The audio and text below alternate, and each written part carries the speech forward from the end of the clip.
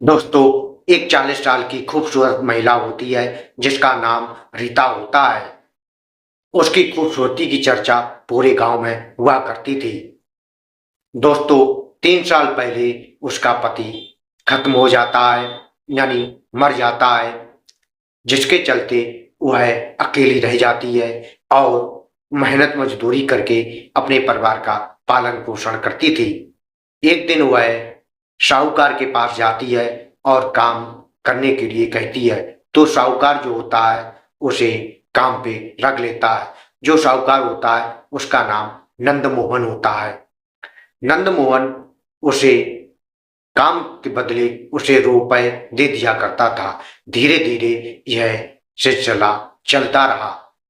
एक दिन साहूकार उसे काम करने से ज्यादा रुपए दे देता है, तो गीता जो होती है वह साहूकार से कहती है कि साहब, आपने रुपए मुझे ज्यादा दे दिए। तो साहूकार कहता है, हाँ मैं जानता हूँ कि मैंने तुम्हें ज्यादा रुपए दिए हैं, लेकिन इसके बदले तुम्हें मेरा ये काम करना होगा। गीता जो होती है वह साहूकार की बातों को समझ जाती है और उसे रुपए वापस करते हुए कहती है कि साहब, ये रुपए आप रख लीजिए, मैं अपनी मेहनत के ही रुपए लेता हूँ और आप जो सोच रहे हैं वो मैं काम नहीं करूंगा। और कहती है कि मैं आज के बाद आपके यहाँ काम करने के लिए नहीं आऊंगी। इतना कहने के बाद गीता वहां से चली जाती है और अपने घर आकर रोने लगती है। कहती है कि ये दुनिया कैसी है कि लोग, जब इंसान अकेला पड़ जाता है तो उसका कैसे फायदा उठाते हैं। इतना सोच ही रही होती है। कुछ देर समय बाद एक नौजवान लड़का उसके घर आता है। जब गीता जो होती है उस नौजवान को देखती है तो वह देखकर हैरान हो जाती है। दरअसल वह और कोई लड़का नहीं होता बल्कि उसका भांजा होता है, जिसका नाम मोहन होता है। मोहन देखने में बहुत ही खूबसूरत और हैंडसम लगता है। दोस्तों, मोहन जो होता है वह अपनी मौसी यानी गीता से कहता है कि मौसी, आप घर चलिए, मेरी माँ बहुत बीमार है। जब यह सुनती है रेखा तो वह दुखी हो जाती है और कहती है कि बेटा, आज की रात यहीं रुक लो, कल सुबह हम आपके साथ चलेंगे। दोस्तों, उस रात ऐसी क्या घटना घटती है जानेंगे हम इस कहानी में।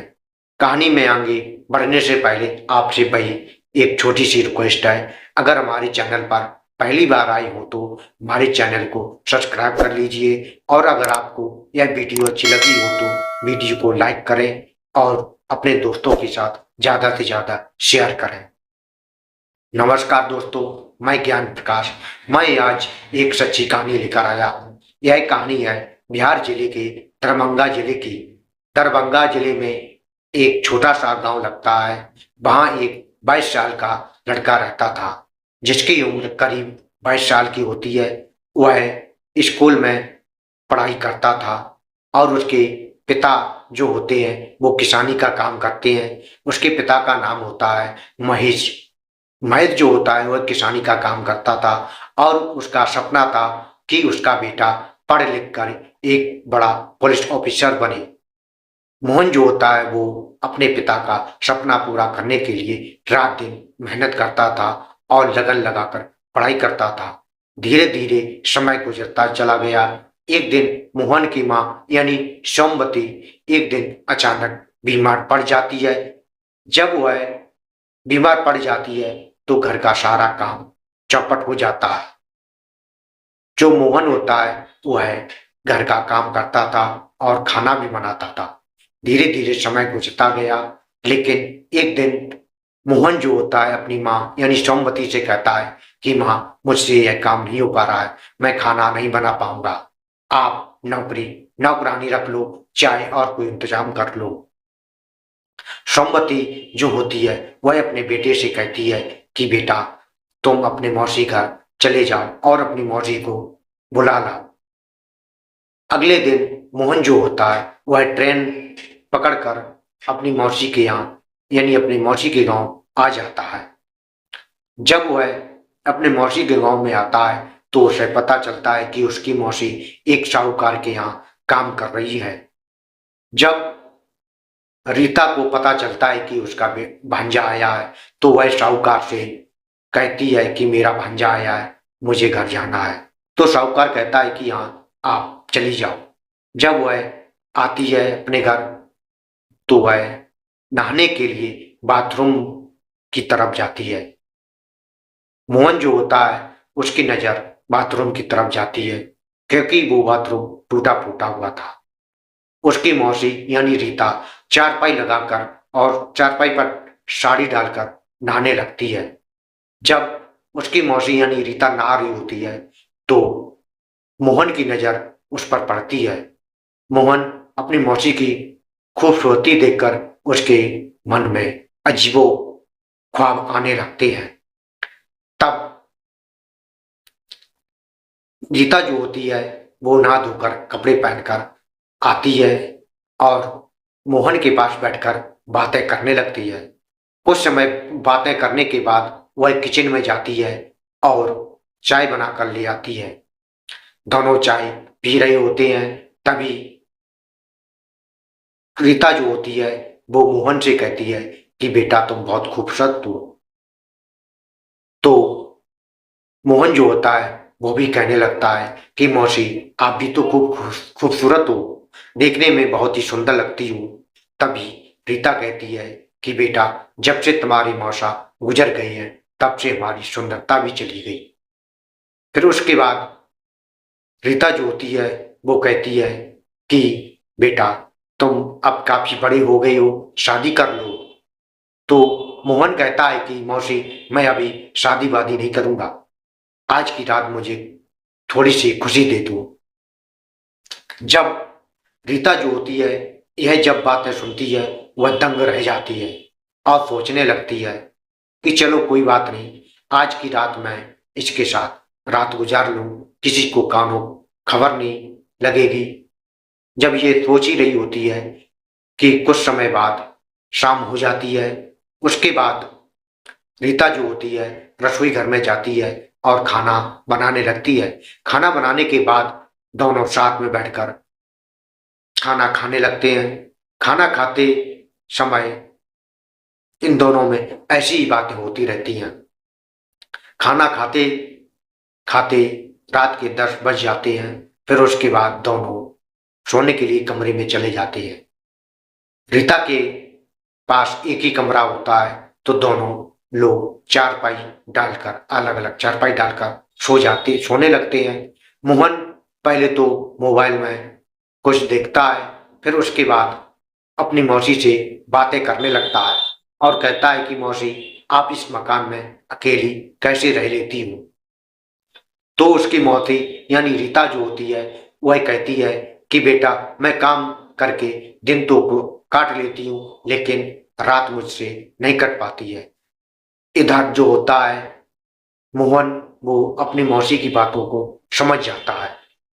धीरे धीरे दोनों बातें करते रहे तो रीता के मन में भी अजीबोगरीब भाव आने लगे। वह चारपाई पर उठकर आती है और मोहन के पास बैठ जाती है और बातें करने लगती। बातें करते करते जो रीता होती है वो मोहन से लिपट जाती है और उसके बदन से कपड़े उतारने लगती है। मोहन भी अपनी मौसी के कपड़े उतारने लगती है। धीरे धीरे ये उत्तेजित हो जाते हैं और दोनों शारीरिक संबंध बनाने लगते हैं। ऐसे ही ये रात भर शारीरिक संबंध बनाते हैं। सुबह के 5 बजते हैं, रीता उठती है और खाना बनाती है।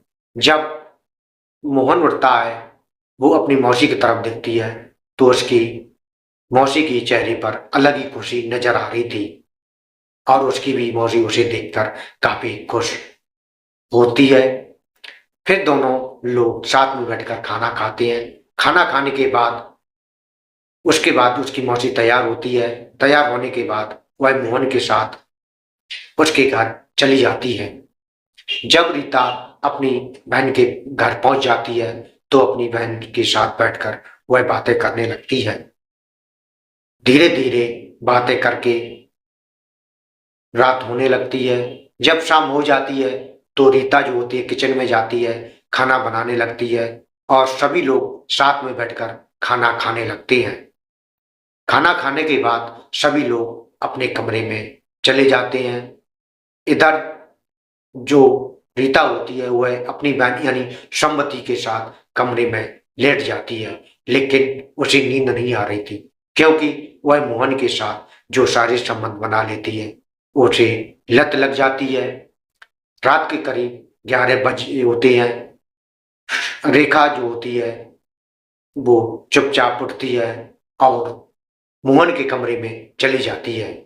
उस समय मोहन मोबाइल पर कुछ देख रहा होता है। जब वह देखती है कि सामने कोई खड़ा है तो वह देखता है कि वहां और कोई नहीं बल्कि उसकी मौसी खड़ी होती है। तो वह अपनी मौसी को अपने चारपाई पर बुलाता है और फिर से दोनों लोग शारीरिक संबंध बनाने लगते हैं। धीरे धीरे उनके साथ यह रिश्ता आगे बढ़ता चला गया। वह जब भी उन्हें समय मिलता था वे शारीरिक संबंध बनाते थे। दिन में समय मिलता था तो दिन में भी वो शारीरिक संबंध बनाते थे। एक रात दोनों लोग शारीरिक संबंध बना रहे होते हैं। इधर जो मोहन के पिता यानी महेश जो होते हैं, रात को उन्हें प्यास लगती है तो वह पानी पीने के लिए रसोई की तरफ जाते हैं जहाँ फ्रिज में पानी रखा होता है। जब वह फ्रिज के पास जाते हैं और बोतल निकालकर पानी पीने लगते हैं तो उन्हें कुछ अजीबो आवाजें सुनाई देती हैं। जब वो आवाजों की तरफ जाते हैं तो वो आवाजें और कहीं से नहीं बल्कि मोहन यानी उसके बेटे कमरे से आ रही होती है। तो वह कमरे की तरफ जाता है और दरवाजा खोलने की कोशिश करता है, लेकिन कमरा अंदर से बंद होता है। वह खिड़की तरफ देखता है, अंदर जाकर देखता है तो अंदर का नजारा देखकर वह उसकी आंखें जो होती हैं वो फटी की फटी रह जाती हैं। वह देखता है कि उसकी मौसी और मोहन दोनों शारीरिक संबंध बना रहे होते हैं। शाम को वह चुपचाप अपने कमरे में चला जाता है और सो जाता है। सुबह उठता है और वह एक मोटा सा डंडा लेकर आता है और अपने बेटे को पीटना शुरू कर देता है। जब उसे पीटने लगता है, जब वह चिल्लाता है तो मोहल्ले के लोग भी इकट्ठे हो जाते हैं। तो उन्हें भी पता चलता है कि उनका बेटा अपनी मौसी के साथ ही शारीरिक संबंध बनाता है। इधर दोस्तों महेश जो होता है रीता को अपने घर से भगा देता है और कहता है कि तुम आज के बाद हमारे घर मत आना। और रीता जो होती है वह अपने बहन के घर से चली जाती है। इधर मोहन जो होता है वो बहुत परेशान होता है तो उसका पिता जो होता है उससे कहता है तू भी घर से निकल जा, तू मेरे लिए मर गया, आज के बाद मुझे अपनी चेहरा मत दिखाना। लेकिन सम्मति जो होती है वो मुकेश से कहती है कि ये आप क्या कर रहे हैं, ये आपका बेटा है, आपका इकलौता बेटा। लेकिन महेश कहता है कि ये ज्यादा बिगड़ चुका है। फिर उसके बाद सम्मति जो होती है वो कहती है कि ऐसा करो आप इसकी शादी कर दो। फिर उसके बाद मोहन की शादी हो जाती है और वह अपने परिवार के साथ हंसी खुशी से रहता है। फिर उसके बाद उसके बच्चे होते हैं। फिर वह अपने पत्नी और माता पिता और बच्चों के साथ बहुत ही खुशी से रहने लगता है। दोस्तों अगर आपको यह कहानी पसंद आई हो तो इस कहानी को लाइक करें और अपने दोस्तों के साथ शेयर करें। मिलते हैं अगली वीडियो में नई कहानी के साथ। तब तक के लिए अपना और अपनों का ख्याल रखिए। जय हिंद, जय भारत, हर हर महादेव।